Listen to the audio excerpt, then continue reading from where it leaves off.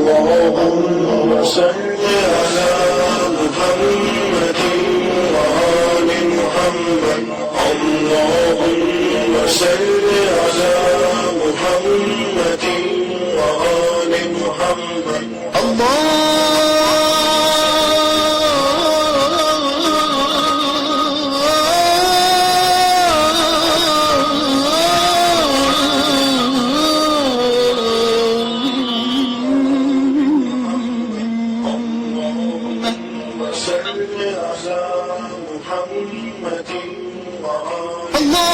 صل على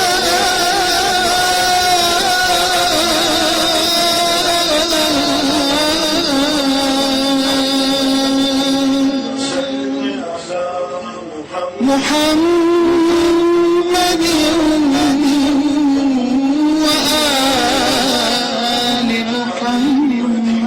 وآل محمد.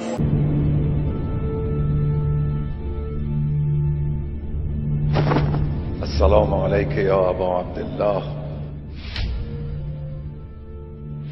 وعلى الأرواح التي حلت بفنائك. عليك مني سلام الله أبدا ما بقيت وبقي الليل والنهار، ولا جعله الله آخر العهد من زيارتك. السلام على الحسين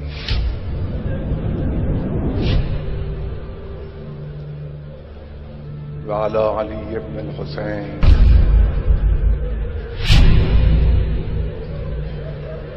وعلى أولاد الحسين وعلى أصحاب الحسين الذين بذلوا مهجهم دون الحسين عليه السلام.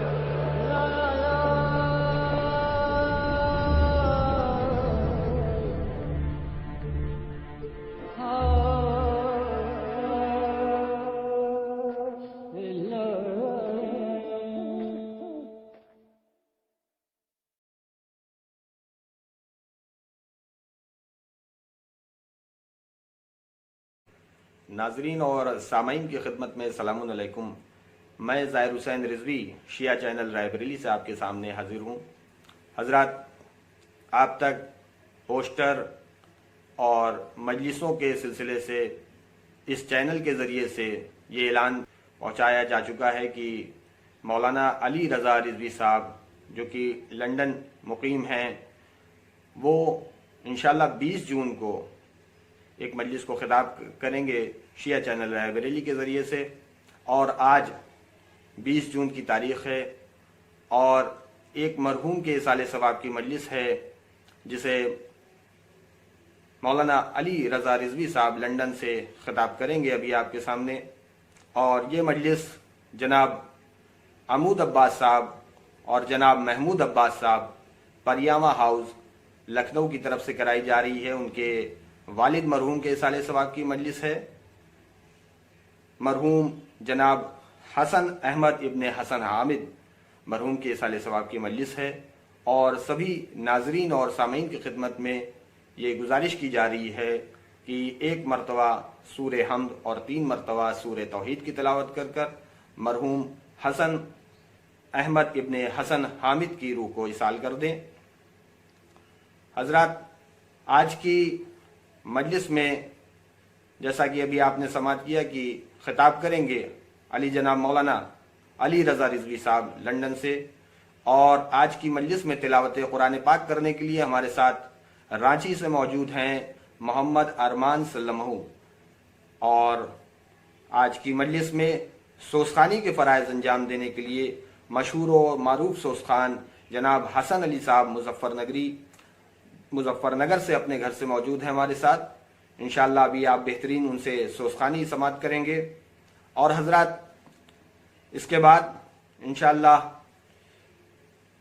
شاعر اہل بیت جناب رضا سرسیوی صاحب، محترم جناب رضا سرسیوی صاحب شاعر اہل بیت پیشخانی کے فرائض انجام دیں گے. ایک کلام پیش کریں گے جنت البقیع کے سلسلے سے جناب فاطمہ زہرا اور جو 4 امام کے روزے وہاں پہ تھے جو مسمار کیا گیا، اس سلسلے سے ایک کلام، ابھی تازہ کلام ان کا ہے اور اس کی گزارش کی گئی ہے اور وہ انشاءاللہ وہ کلام پیش کریں گے اور آخر میں مولانا علی رضا رضوی صاحب مجلس کو خطاب کریں گے۔ آئیے حضرات، میں بنا کسی تمہید کے اب میں محترم جناب محمد ارمان سلمو جو کہ رانچی سے ہمارے ساتھ موجود ہیں، اور محمد ارمان صاحب جن کے جو یہ تلاوت قرآن پاک کرنے جا رہے ہیں اس مجلس میں، یہ ان کے دادا کی اصالِ ثواب کی مجلس ہے، اور یقیناً یہ ایک بہترین اصالِ ثواب ہے کہ پوتا ان کے اصالِ ثواب کی مجلس میں تلاوت قرآن پاک کرے، اور یہ جناب عمود عباس صاحب کے فرزند بھی ہیں۔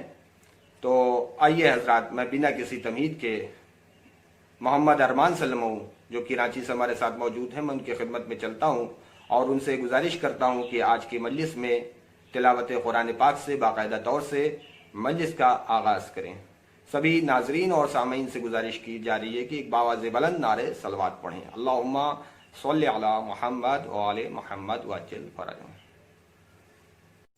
اعوذ باللہ من الشیطان الرجیم، بسم اللہ الرحمن الرحیم، الحمدللہ رب العالمین، الرحمن الرحیم، مالک یوم الدین، ایاک نعبد و ایاک نستعین، اہدنا الصراط المستقیم، صراط الذین انعمت علیہم غیر المغضوب علیہم ولا الضالین۔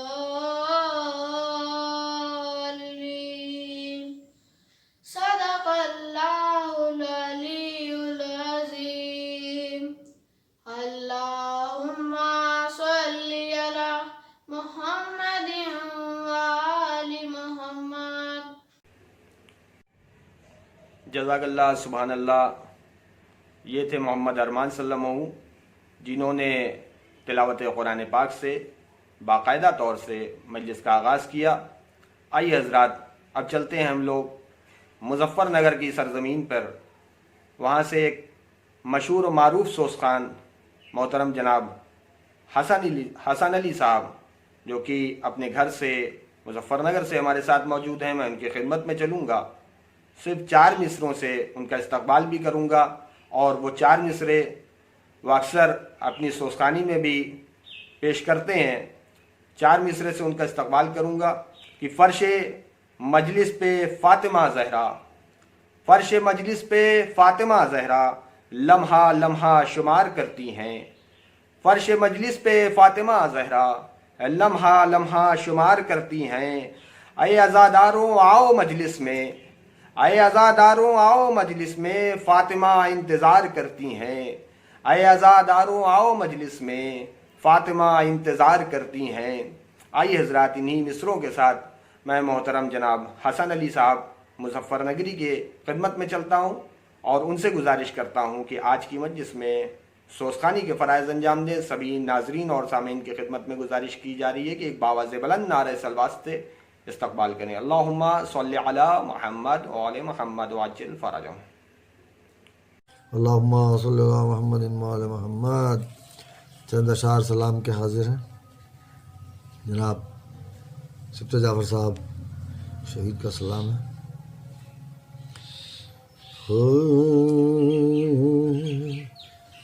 چھیڑ دیا ہے،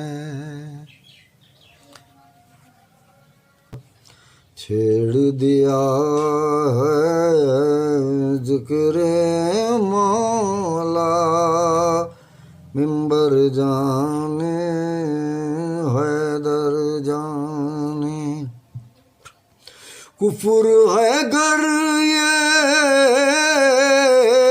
عشق ولی کا، کافر جانے حیدر جانے، چھیڑ دیا ہے ذکر مولا، ممبر جانے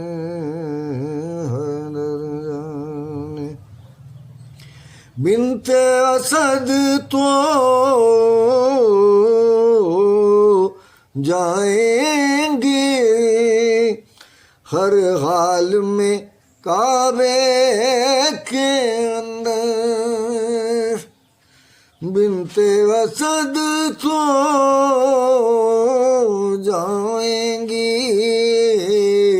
ہر حال میں کعبے کے اندر، ارے در ہوگی دیوار کہاں سے مادر جانے حیدر جانے، چھیڑ دیا ہے ذکر مولا نمبر جانے حیدر جانے۔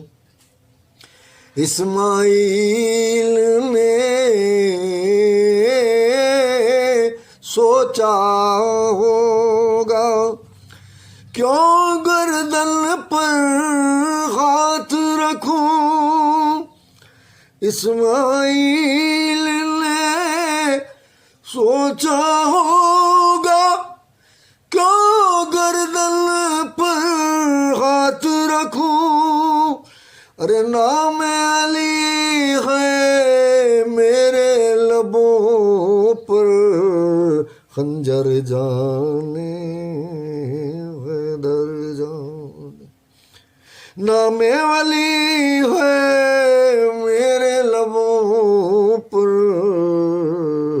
خنجر جانے حیدر، ارے یوں ہی تبرک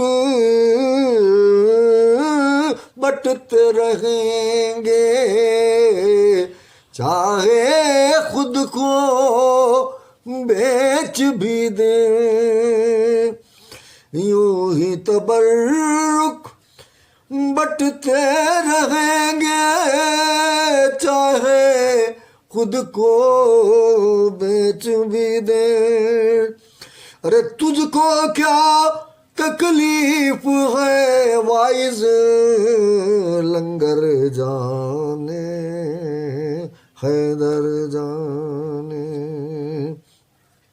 اور فتح لکھی ہے دست خدا پر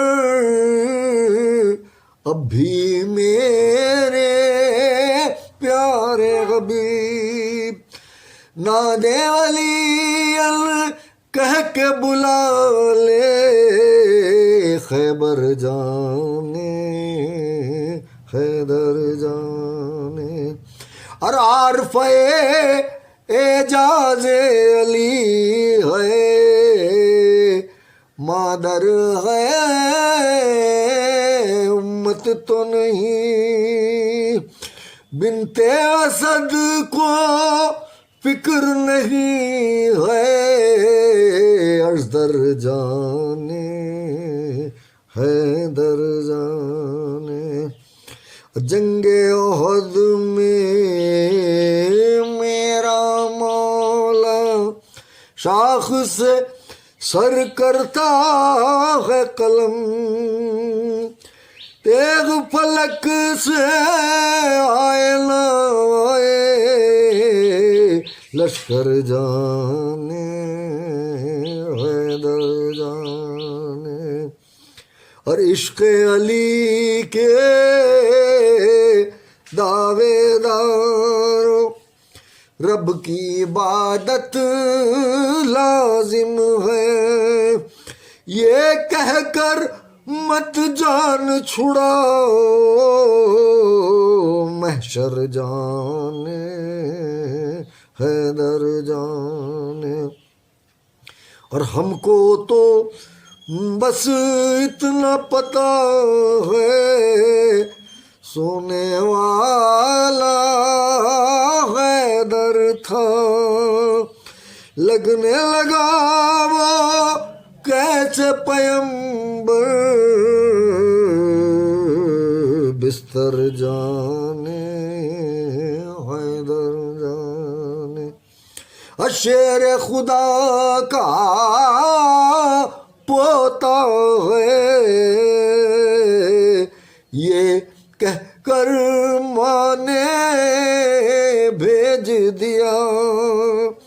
لڑتا ہے اب کیسے رن میں اصغر جانے حیدر جانے شام میں اور معراج نبی میں ایک ہی لہجہ گویا تھا کس نے رکھا ہے کس کا پردہ دختر جانے حیدر جانے حسن ولی اور سبط جعفر دونوں ہی بندے حیدر ہیں ان کے کفن پر لکھوا دینا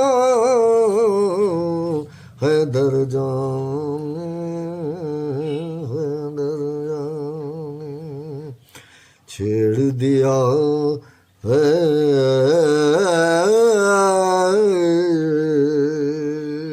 نعرہ صلوات اللہم صلی اللہ محمد وعلی محمد 4 مصرے مولا علی کے حوالے سے اور سماعت کریں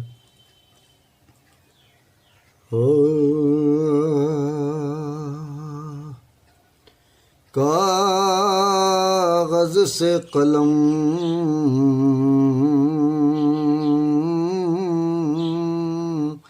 سر نہ اٹھا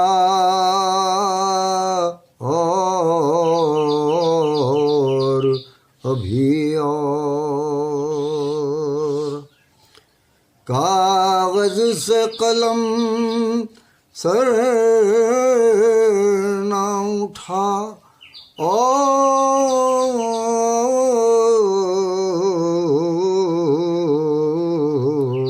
ابھی اور لکھ منقبت شعر خدا اور ابھی اور مرقد میں علی آئے ہیں رک جاؤ فرشتوں مرقد میں علی آئے ہیں رک جاؤ فرشتوں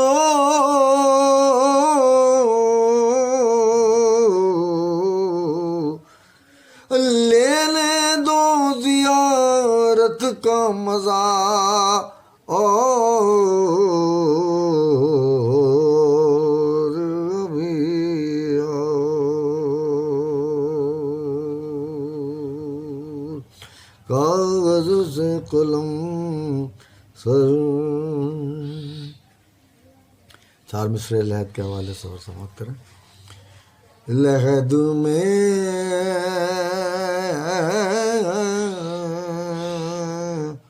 تذکرہ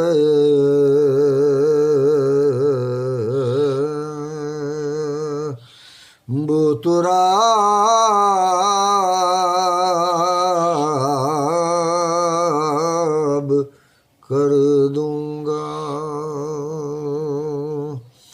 سوال کوئی بھی ہو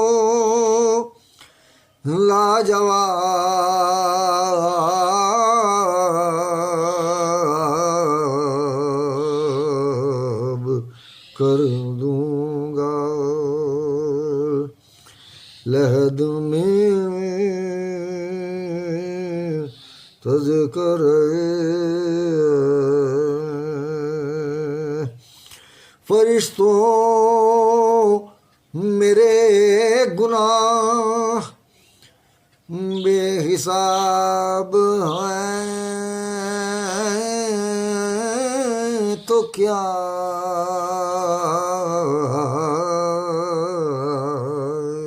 فرشتوں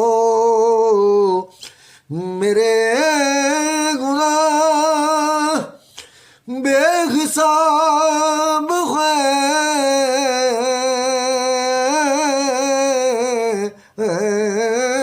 کیا علی کو آنے دو سارا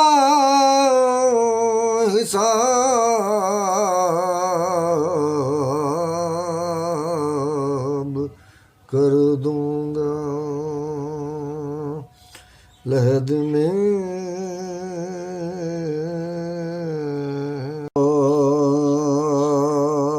مرثیے کے چند بند حاضر ہیں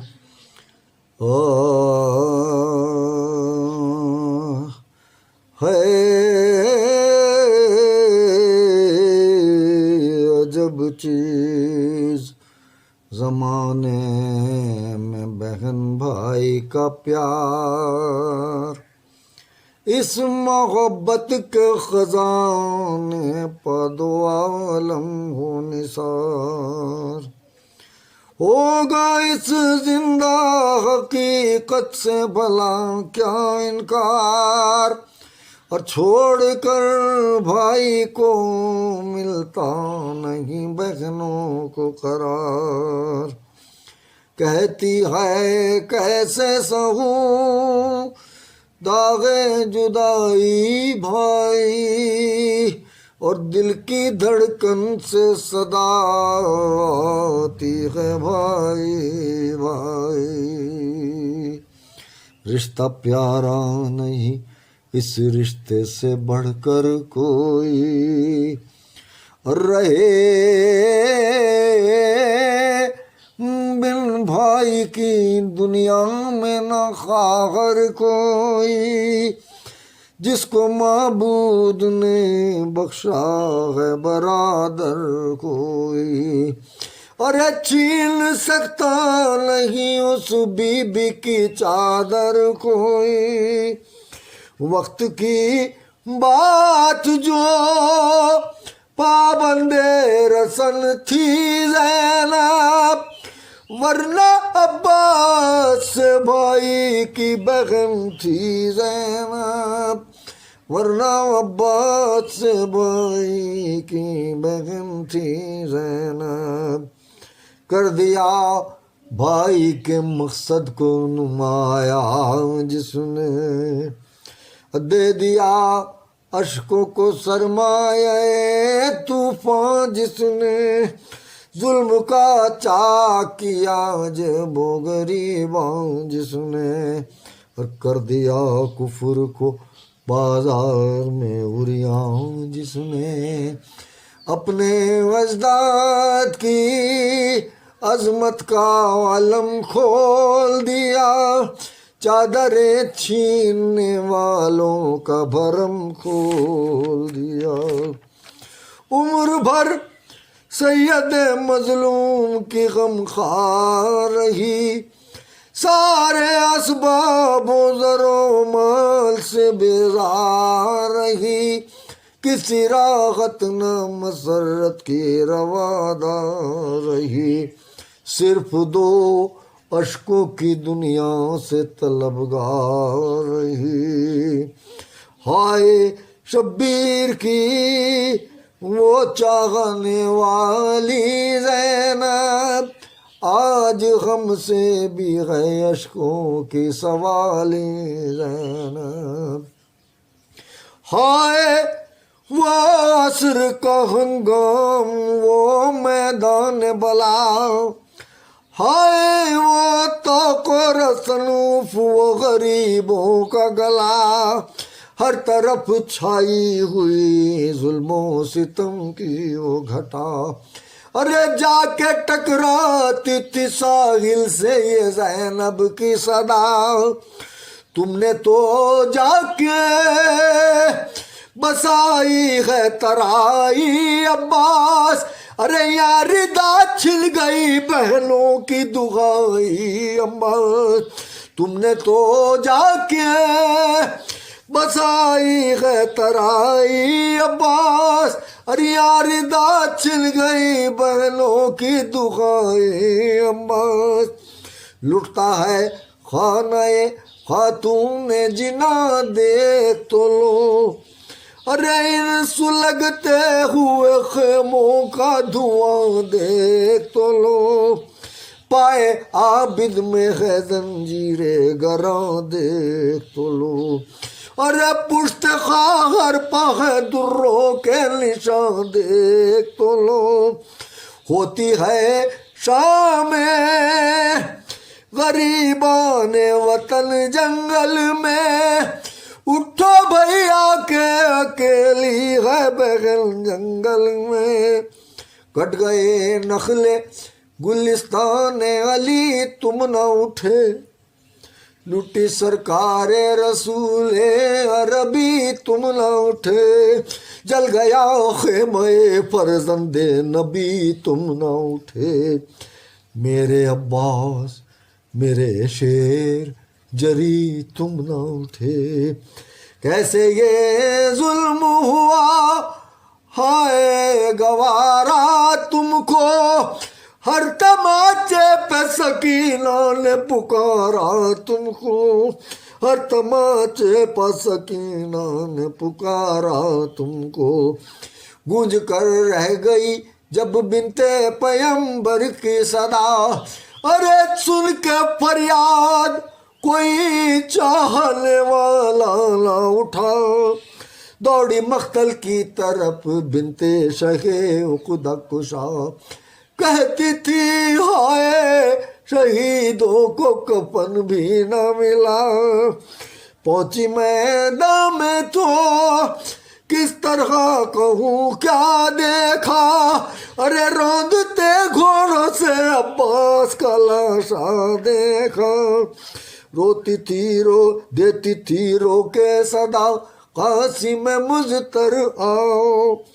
اٹھو اے آنا محمد علی اکبر آؤ، دو سہارا پسر فاتح خیبر آؤ، ارے وقت امداد ہے عباس دلاور آؤ، دیکھو ہے خاک پہ شبیر کا لاشا بھیا، ارے کیا اٹھاؤ گے نا بھائی کا جنازہ بھیا، کیا اٹھاؤ گے نا بھائی کا جنازہ بھیا، کہہ کے یہ بیٹھ گئی جسم شہیدی کے قریب، بولی آئی ہے تیری لاش اٹھانے یہ حزین، جلد خیمے میں مجھے جانا ہے سروردی، اب پھر سکینہ کو تماچے نہ لگاتے ہوئی، کہہ کے یہ کانپتے ہاتھوں سے سنبھالی میت، یا علی کہہ کے کلے جیسے لگا لی میت، یا علی کہہ کے کلے جیسے لگا لی میت ہے۔ سبحان اللہ، جزاک اللہ۔ یہ تھے محترم جناب حسن علی صاحب مظفر نگری، جن کے ذریعے سے آپ بہترین پردرد سوز سلام مرثیہ سماعت کر رہے تھے اور پورے خلوص کے ساتھ وہ پیش کر رہے تھے۔ میں ان کے لیے دعا گو ہوں کہ مولا انہیں سلامت رکھیں۔ آئیے حضرات، میں اب پیشخانی کے فرائض انجام دینے کے لیے محترم شاعر اہل بیت جناب رضا سرسوی صاحب کی خدمت میں چلتا ہوں، جو کہ محتاج تعارف نہیں ہیں، عالمی شہرت یافتہ شاعر ہیں اور جن کے کلام آپ مسلسل سنتے رہتے ہیں سارے چینلوں پر بھی اور سوشل میڈیا پر بھی، جن کا مشہور و معروف کلام جو آپ سبھی جانتے ہیں کہ ماں کے حوالے سے انہوں نے بہترین کلام لکھا ہے کہ موت کی آغوش میں جب تھک کے سو جاتی ہے ماں، تب کہیں جا کر رضا تھوڑا سکون پاتی ہے ماں، یا علی والوں کا مرنا بھی کوئی مرنے میں مرنا ہے، چلے اپنے مکان سے اور علی کے در پہ جا بیٹھے۔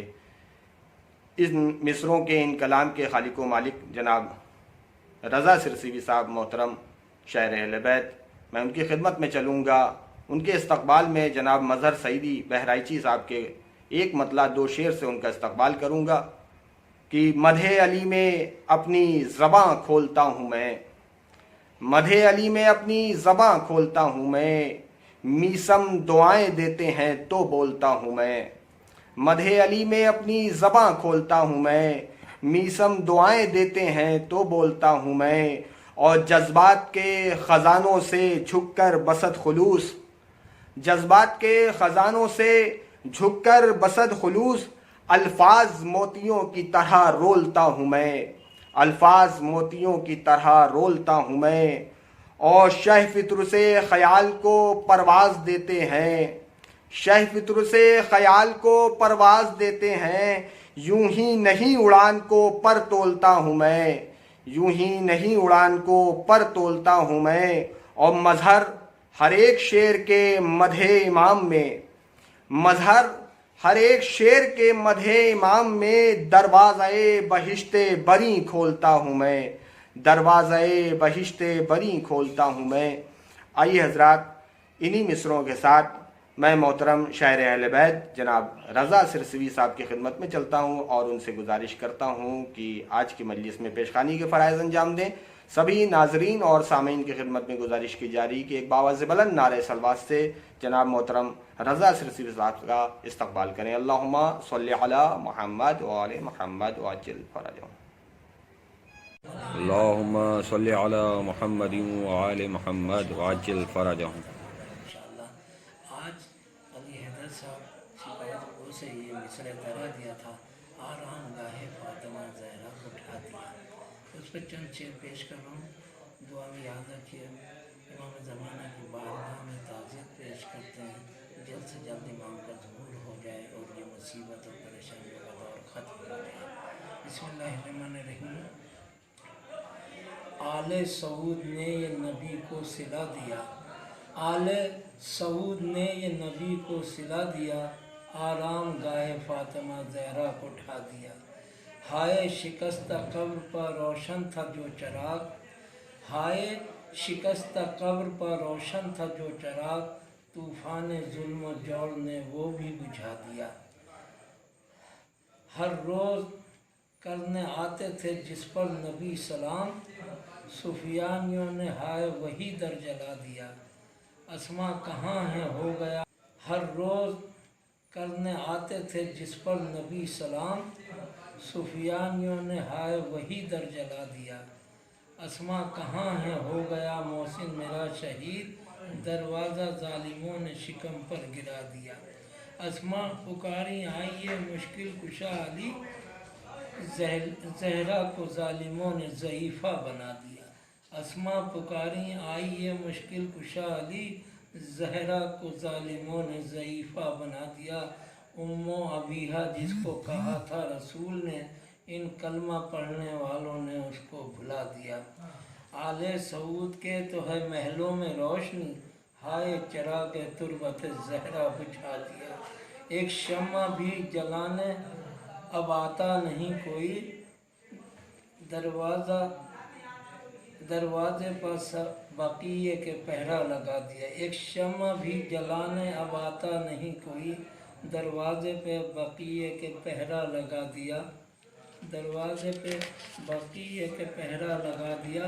ہائے رسول زادی عزادار کیا کریں، ہائے رسول زادی عزادار کیا کریں، ایک فاتحہ بھی پڑھنے کو بدعت بتا دیا۔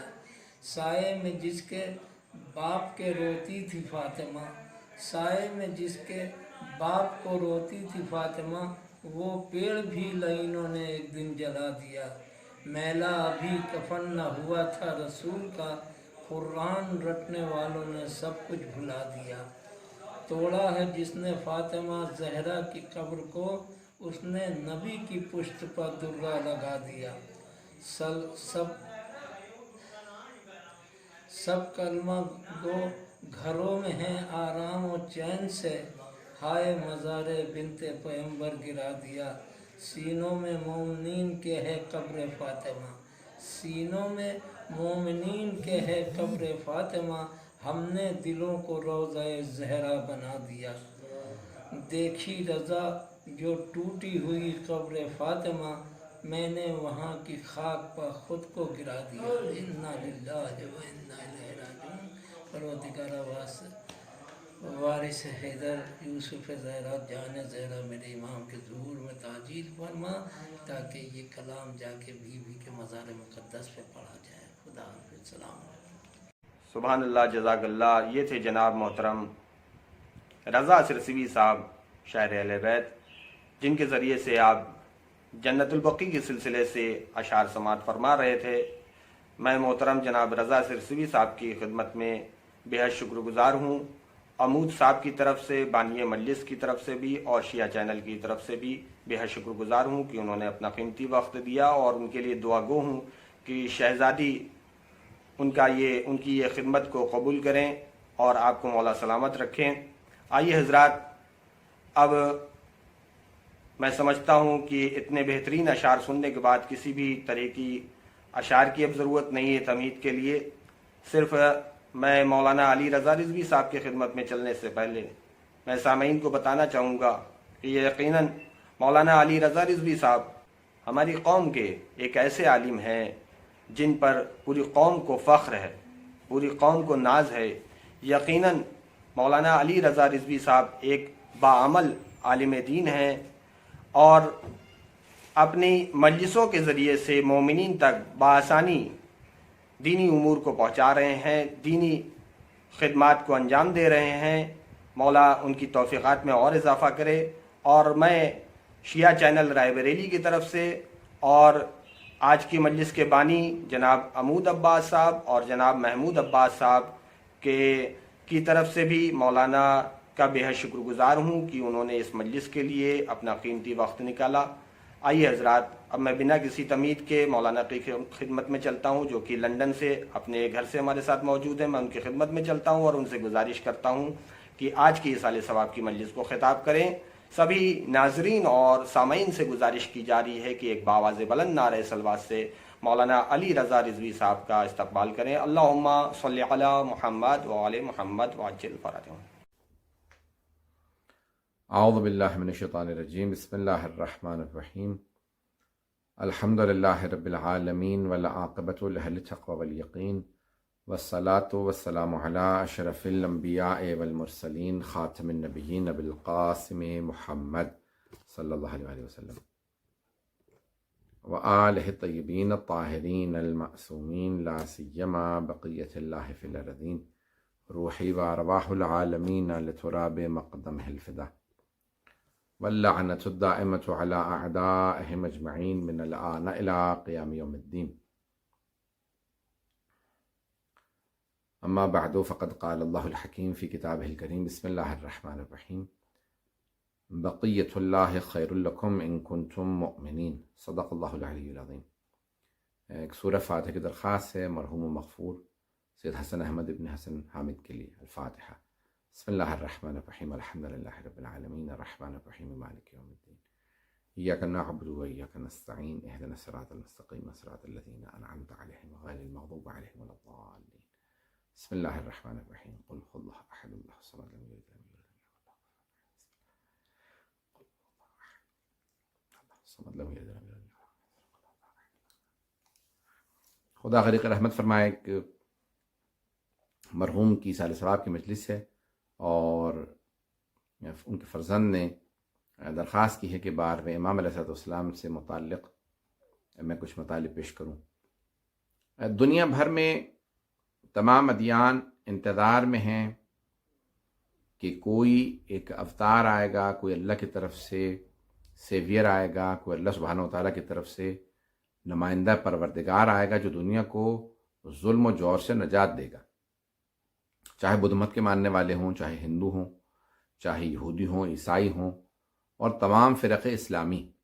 اور ضروریات دین و مذہب میں سے ہے کہ ایک آخری حجت یا ایک آخری امام یا ایک آخری نمائندہ پروردگار جانشین رسول خدا یا امام مہدی عجل اللہ تعالی فرجہ کے انتظار میں رہا جائے.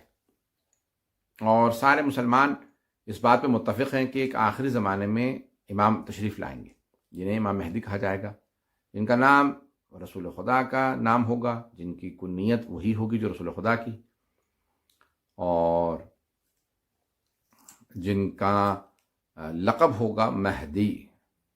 عجل اللہ تعالیٰ فرجہ علیہ السلام، یعنی اللہ کی طرف سے ہدایت یافتہ، یعنی اللہ کی طرف سے ہدایت نہیں، خدا سے رابطہ رکھنے والے، خدا سے ڈائریکشن لینے والے، خدا سے وحی لینے والے، خدا سے ہدایات لینے والے. تو ہدایت یافتہ خدا کی طرف سے نہیں کہ خدا سے ہدایت لینے والے. یہ ہے مہدی کے معنی. تو کہ آخری زمانے میں اللہ سبحانہ و تعالیٰ اللہ ایک نمائندے کو بھیجے گا اپنے، جو یملأ الارض قسطا وعدلا کما ملأ الظلم وجورا، وہ دنیا کو عدل و انصاف سے ایسے بھر دیں گے جیسے دنیا جو ہے وہ ظلم و جور سے بھر چکی ہوگی. یہ دونوں شیعہ سنی کتابوں میں حدیث ہے، اور 119 روایات ہیں رسول خدا صلی اللہ علیہ وسلم سے احادیث مروی ہیں کہ المہدی من ولد فاطمہ، کہ مہدی جو ہیں میرے کا آخری وصی ہوں گے، 12ویں وصی ہوں گے، امام مہدی ہوں گے، اور وہ فاطمہ الزہرا سلام اللہ علیہا کی نسل سے ہوں گے، من ولد فاطمہ. تو یعنی یہ الفاظ، اور بہرحال یہ شیعہ سنی کتابوں کے اندر کثرت سے روایات آئی ہیں کہ ایک آخری زمانے میں اللہ جو ہے وہ امام کو بھیجے گا، ولی کو بھیجے گا، اور ولایت کے مالک ہوں گے، اور وہ دنیا کو ہدایت دیں گے، عدل و انصاف دنیا میں. تو دنیا میں عدل و انصاف قائم کرنے، یملأ الارض قسطا وعدلا، قسط اور عدل یعنی عدالت، دونوں ایک ہی معنی میں ہیں کہ عدل و انصاف کے لیے اللہ بھیجے گا. تو اگر آپ قرآن کریم میں اور آیات میں دیکھیں تو وہاں پہ بھی ایسے ملتے جلتے الفاظ موجود ہیں کہ اللہ سبحانہ وتعالیٰ فرماتا ہے کہ انا ارسلنا رسلنا بالبینات، ہم نے اپنے رسولوں کو بینات یعنی واضح نشانیوں کے ساتھ بھیجا. وآتیناہم الکتاب والمیزان، اور ہم نے انہیں کتاب دے کے بھیجا ہے اور میزان کے ساتھ، ترازو کے ساتھ بھیجا ہے، یعنی ترازو عدل و انصاف قائم کرنا، دنیا میں اچھائی برائی کی تمیز لوگوں میں پیدا کرنا. لیقوم الناس بالقسط، سورہ حدید کی آیت ہے، لیقوم الناس بالقسط، تاکہ لوگ قیام کریں دنیا میں قسط کے لیے، یعنی عدالت کے لیے لوگ قیام کریں. تو اب لوگوں کا قیام ہے، لوگوں کا رائز کرنا ہے، لوگوں کا جو ہے وہ ابھرنا ہے، لوگوں کا اٹھنا ہے. تو لوگوں کا قیام جو ہے وہ اللہ فرما رہا ہے لیقوم الناس بالقسط، لوگ قیام کریں. یہ اللہ سبحانہ تعالیٰ چاہتا ہے کہ لوگ قیام کریں. اگر لوگ قیام نہیں کرتے تو پھر جناب امیر 25 برس گھر بیٹھے رہتے. لوگ قیام نہیں کرتے تو امام حسن مجتبیٰ علیہ السلام صلح پہ مجبور ہوتے ہیں. لوگ اگر قیام نہیں کرتے تو امام زین العابدین علیہ السلام قیام نہیں کرتے. تو یعنی 12ویں امام علیہ السلام اس وقت ظہور کریں گے جب لوگ قیام کے لیے تیار ہوں گے. تو تیاری لوگوں کی ہونی چاہیے کہ 12ویں امام علیہ السلام کے بارگاہ میں ان کے حضور ساری دنیا قیام کرے، اور پھر ظلم و جور کے خلاف مقابلہ ہوگا. تو ایک آخری مارکہ ہے جو 12ویں امام علیہ السلام کا ہے. جس طرح سے حضرت موسیٰ کا فرعون کے خلاف رہا، حضرت ابراہیم علیہ السلام کا ان سے پہلے نمرود کے خلاف رہا، ایسے انبیاء علیہ السلام قیام کرتے رہے.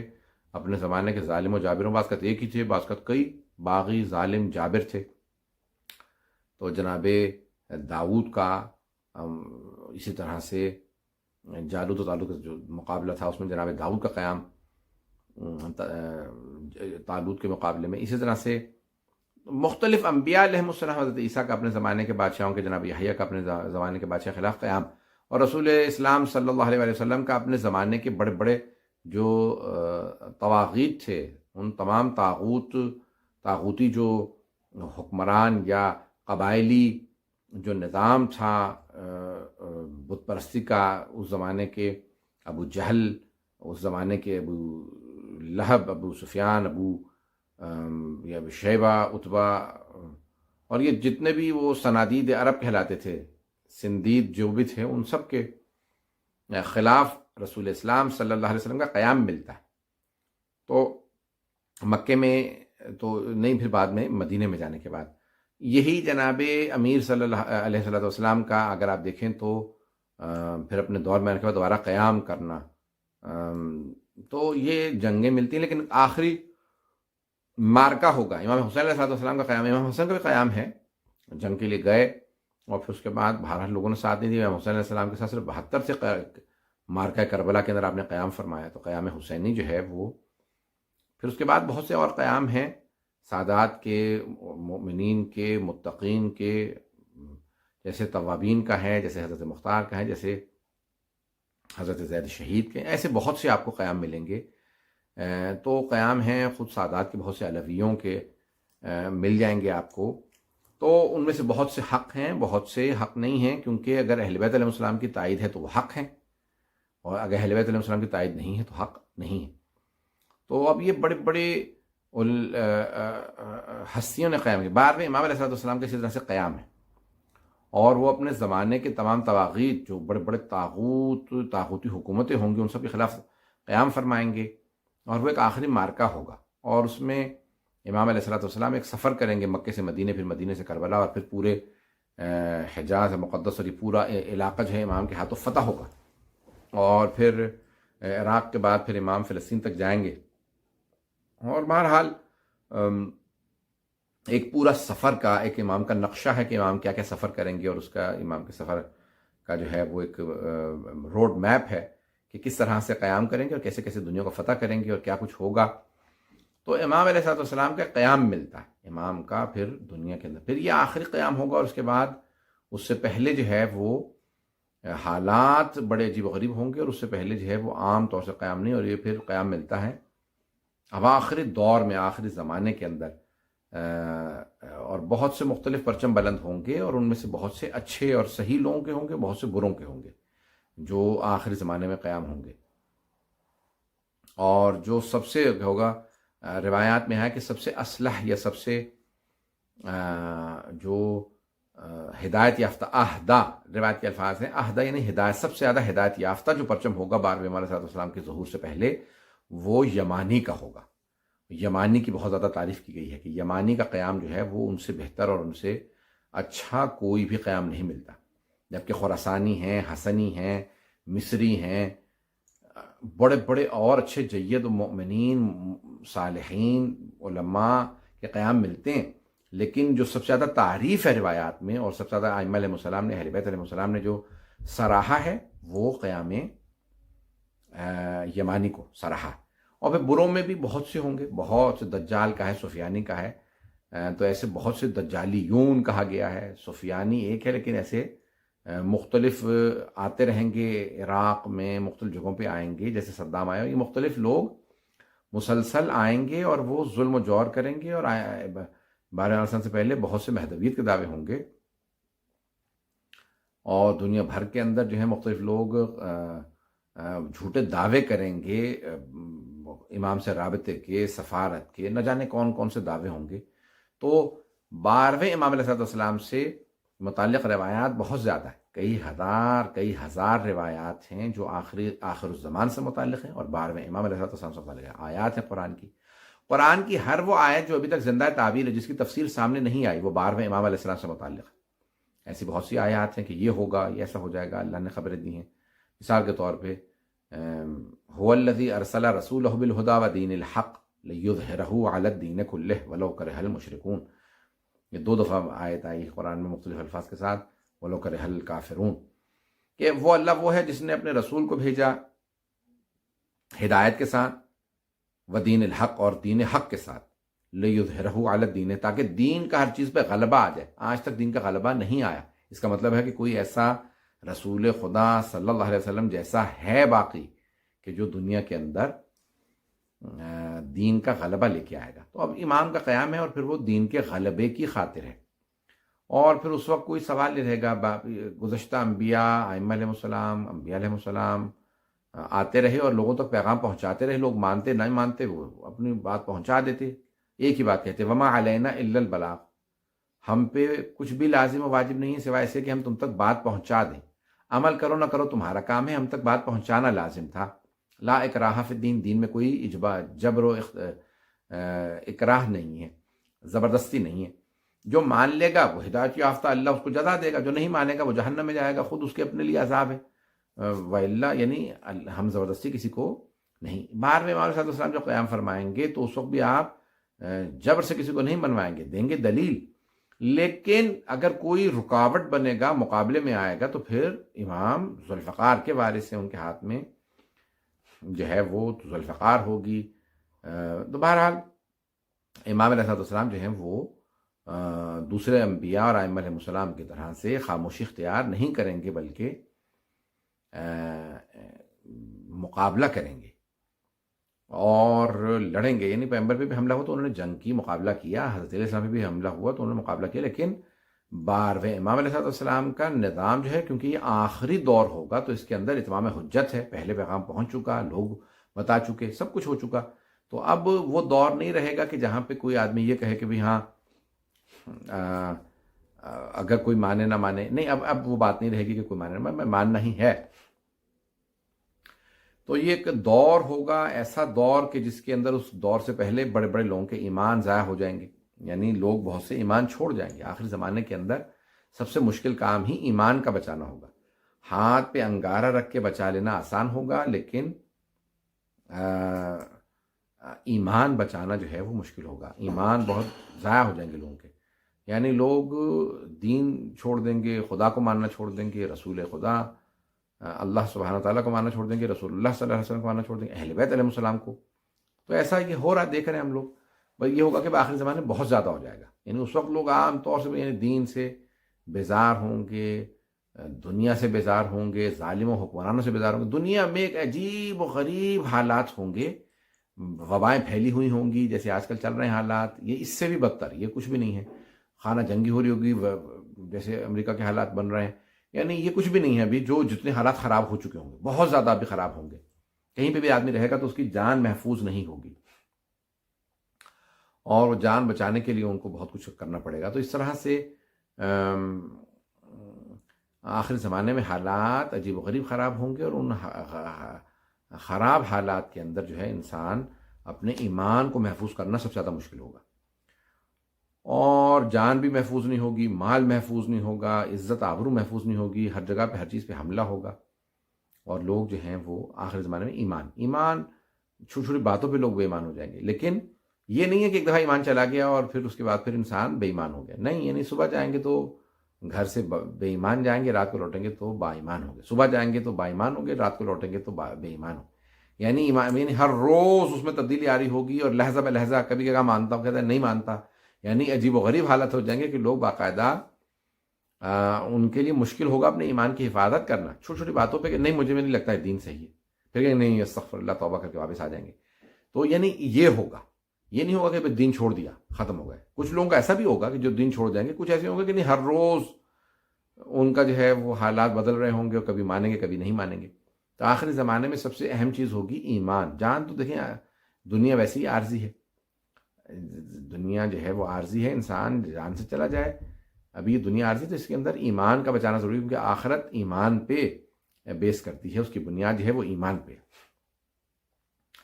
تو اب آخری زمانے سے متعلق بہت زیادہ روایات ہیں، اور خود مؤمنین سے متعلق بھی چھٹے السلام کے ساتھ غربلون، تمہیں غربال کیا جائے گا، تمہیں چھانا جائے گا. جیسے ایک ظرف میں جو ہے برتن کے اندر چیزیں چھانی جاتی ہیں، اس کے اندر پھر کچھ رہ جاتے ہیں، کچھ چلی جاتی ہیں، پار ہو جاتی ہیں. جیسے آٹا چھانتے ہیں تو کچرا رہ جاتا ہے اور آٹا چلا جاتا ہے. فرماتے ہیں کہ تم میں سے کچھ رہ جائیں گے، خالص ترین لوگ صرف پار ہوں گے.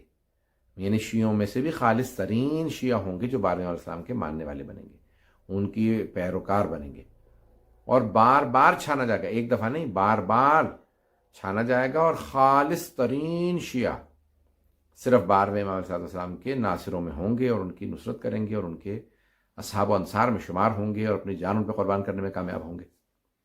تو یہ جان قربان کرنا، اس کا جذبہ ہونا ضروری ہے. جذبے کے ساتھ ساتھ تگ و دو کوشش ضروری ہے، اور تگ و دو کوشش کے ساتھ ساتھ انسان کے اندر ہمت، حوصلہ، صبر بہت ضروری ہے. بے صبری نہ کرے کوئی بھی انسان، بلکہ صبر سے کام لے. تو آج ایک مجلس کسی مومن نے اپنے مرحوم کے لیے رکھی، اپنے والد مرحوم کے لیے. اللہ سبحانہ و تعالیٰ نے ہم سب کو مختلف آزمائشیں دی ہیں. ان تمام آزمائشوں میں کامیاب ہونا بہت ضروری ہے، لازم ہے. اگر ہم اپنی آزمائشوں میں کامیاب نہ ہوں تو اللہ لا یکلف اللہ نفسا الا وسعها، اللہ کسی کو مکلف ہی نہیں بناتا جب تک کہ اسے طاقت نہ دے دے. پہلے وسعت دیتا ہے، پہلے طاقت دیتا ہے، پھر اللہ آزمائش دیتا ہے، تکلیف دیتا ہے، پھر اللہ جو ہے وہ مکلف بناتا ہے. انسان کے اندر آزمائش، امتحان تب آتا ہے جب پہلے اس میں صلاحیت آ گئی ہو، طاقت آ گئی ہو. اس لیے شکوہ شکایات نہ کریں، صبر کریں، تحمل رکھیں. تو آخر زمانے میں بہرحال میدان کربلا کے اندر بڑی بڑی ہستیاں موجود تھیں، جہاں بڑے بڑے پہاڑ موجود تھے، لیکن کیونکہ شوال کا مہینہ ہے، امام حسن مجتبیٰ کا مہینہ ہے، میں چند جملے مولانا حسن مجتبیٰ علیہ السلام کے مصائب کے پیش کروں گا کہ مرحوم کا نام بھی امام حسن مجتبیٰ علیہ السلام سے عنوان تھا۔ تو امام حسن مجتبیٰ کو جب زہر دے دیا گیا تو مولا حسن نے ایک مرتبہ خادم سے کہا کہ میرے کلیجے کے ٹکڑے آ گئے ہیں باہر، میرے بھائی حسین کو بلا لاؤ۔ مولا حسین کو بلایا، جیسے آئے مولا حسین روتے ہوئے کہا بھیا یہ کس نے داغدار کیا مجھے آپ کے غم سے؟ تو مولا حسن مجتبیٰ علیہ السلام نے ایک مرتبہ جب تشت سامنے تھا کہا کہ میرے بھائی حسین یہ تشت چھپا دو۔ تو امام حسین علیہ السلام نے کہا بھیا کیوں تشت کو چھپا دوں؟ تو کہا کہ ابھی میری بہنیں آنے والی ہیں، زینب ام کلثوم آنے والی ہیں، میری بہنیں برداشت نہیں کریں گی کہ ہمارے بھائی کے جگر کے ٹکڑے۔ مولا حسین علیہ السلام نے مولا حسین نے اس تشت کو چھپا دیا، بہنیں آئیں رونے لگیں۔ میں ایک مرتبہ مولا حسن سے کہوں گا مولا آج آپ کے جگر کے ٹکڑے سامنے سے بہنیں برداشت نہیں کر سکیں، مولا جب سینے میں تیر لگیں گے آپ کے لاشے کو تیروں سے پیوست کر دیا جائے گا، تیر برسائے جائیں گے کہ ہم رسول خدا کے ساتھ دفن نہیں ہونے دیں گے، مولا اس وقت آپ کی بہنیں کیا کریں گی؟ ایک مرتبہ مولا حسن نے سب بہن بھائیوں کو جمع کیا، گریہ کرنے لگے، سب کے سب رو رہے تھے۔ ایک مرتبہ مولا حسن مجتبیٰ نے امام حسین کو دیکھا اور جملہ کہا اتبکی علیہ ام ابکی علیک لا یومک یومک یا ابا عبداللہ، اے ابا عبداللہ الحسین کیا آپ مجھ پہ گریہ کر رہے ہیں؟ میرا تو آج بھی جی کرتا ہے میں آپ پہ گریہ کروں، میں آپ پہ روں۔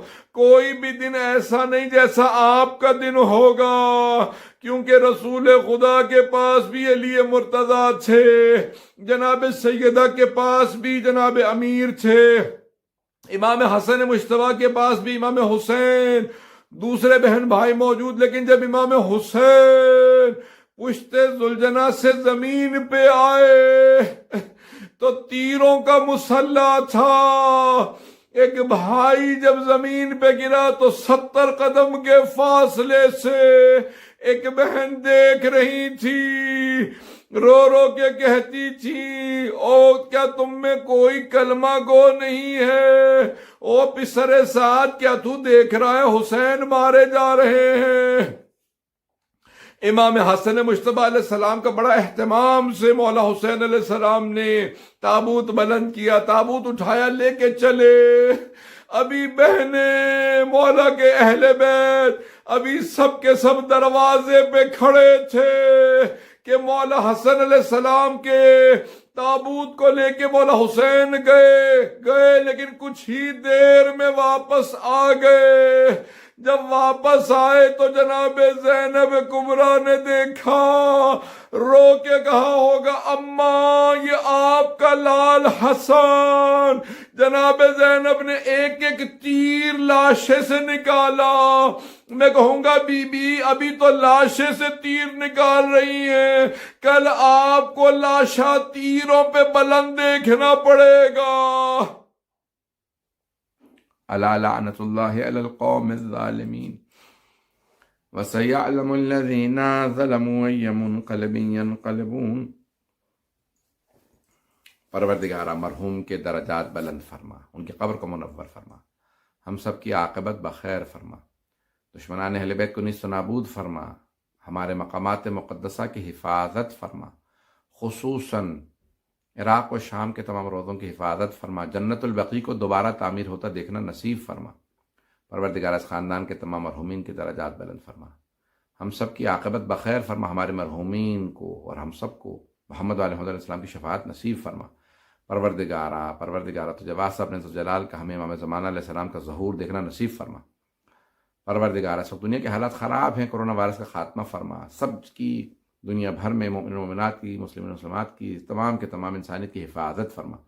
پروردگارہ تجھے واسطہ اپنے جلال کا، تجھے واسطہ اپنے حبیب کا، تجھے واسطہ ان کی اہل بیت کا، جتنے مومن و مومنات مریض ہیں سب کو شفاء کاملہ عاجلہ عنایت فرما، بے اولادوں کو اولاد عنایت فرما، مقروضوں کے قرضے ادا فرما، پریشان حالوں کی پریشانیاں دور فرما، ہم سب کو زندگی میں بار بار حج و عمرہ زیارات نصیب فرما۔